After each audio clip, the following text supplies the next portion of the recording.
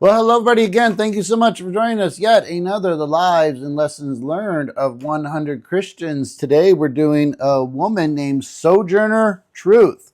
She was born Isabella Baumfree, or Belle Baumfree, if you will, around 1797 in, it looks like upstate New York, to enslaved parents James and Elizabeth Baumfree, who were of mixed African and Dutch descent. Her family, including at least 10 siblings, was owned by Dutch settlers Charles and Johannes Hardenberg. Dutch was her first language, and she spoke with an accent throughout her life. Enslaved from birth, she endured brutal conditions, separated from her parents as a child. She was sold at age 9 for $100 and a flock of sheep to an English-speaking farmer, where she faced whippings, starvation, and sexual abuse. Over the next 19 years, she was traded among 4 owners, including John Dumont, who promised her freedom in 1826 but reneged. She bore at least 5 children. One daughter, Elizabeth, remained with her, fathered by white men, with her firstborn son sold illegally to Alabama. In 1826, defined New York's Gradual Emancipation Act, which freed slaves born after 1799. Isabella walked away with her infant daughter, becoming one of the first black women to sue a white man successfully in court.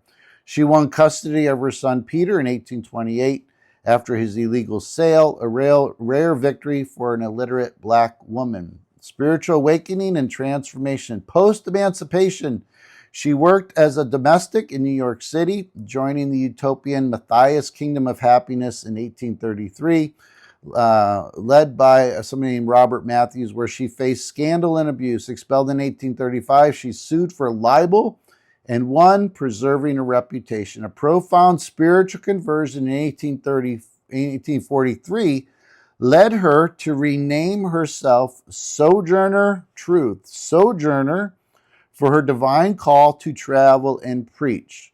Truth, to declare God's word. Illiterate, but with the Bible memorized, she left New York to evangelize, joining the Northampton Association of Education and Industry in Massachusetts, a cooperative of abolitionists and reformers, where she met activists like Frederick Douglass and William Lloyd Garrison.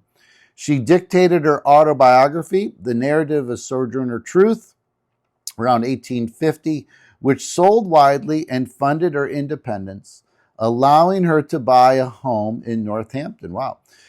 She emerged as a fiery orator, blending sermons, songs, and stories to advocate for abolition, women's rights, temperance, and prison reform.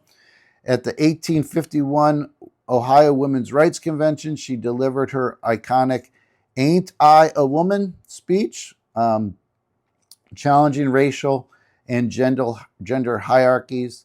And "Ain't I a woman? Look at me, look at my arm. I have plowed and planted and gathered into barns, and no man could head me. And ain't I a woman?" Facing mobs of hecklers, she quipped, "You may hiss as much as you please, but women will get their rights anyways." During the Civil War, she recruited black soldiers for the Union Army, served as a nurse for freed people, and met President Abraham Lincoln, urging fair wages for the black troops. Post-war, she petitioned Congress for 40 acres and a mule, land grants for freed slaves, collecting thousands of signatures.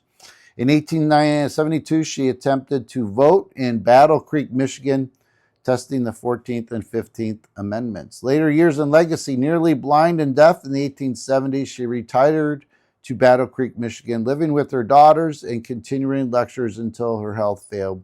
She died on November 26, 1883, at the age of 86, buried in Oak Hill Cemetery. Her legacy endures, inducted into the National Women's Hall of Fame, honored by statues, and NASA's 1997 Mars rover named Sojourner. The Sojourner Truth Institute in Battle Creek promotes her ideas. Though she never learned to read, her words, sung in original hymns like "I Am Pleading for My People," inspired generations, as Harriet Beecher Stowe called her something positive. All right. Libyan Sybil. I don't know what that means. Lessons learned, courage to face injustice. Her bold escape and lawsuit exemplified that freedom must be seized, it's not granted. As later she reflected, I did not run off, for I thought that wicked, but I walked off believing that to be all right. Faith as a catalyst for change.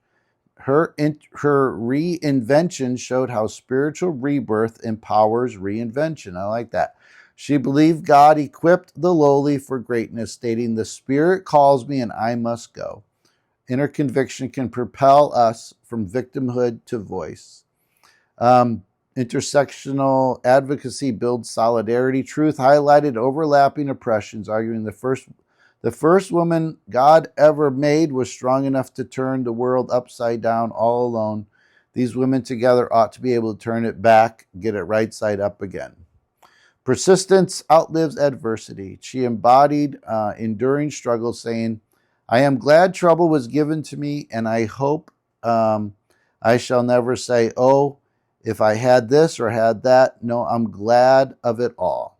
Lifelong commitment to truth sustains movements beyond our lifetime. Again, her arc of her life from enslaved child to national icon affirms that one voice rooted in truth and fire can echo throughout history.